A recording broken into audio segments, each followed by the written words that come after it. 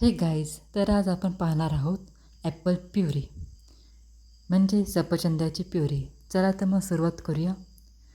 तर सर्वप्रथम येथे आपल्याला एका भांड्यामध्ये पाणी तापवायला ठेवायचं आहे. त्यानंतर इथे सफरचंद साली काढून घेतलेले आहेत मी.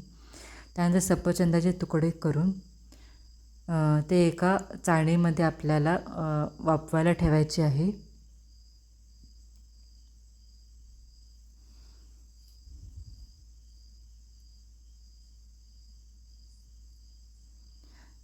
हे ॲपल प्युरी आपण 6 ते 10 महिन्यांच्या बाळाला देऊ शकतो.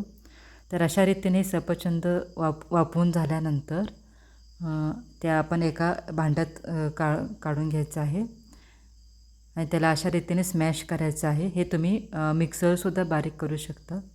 तर अशा रीतीने आपली सफरचंदाची प्युरी तयार झालेली आहे. धन्यवाद.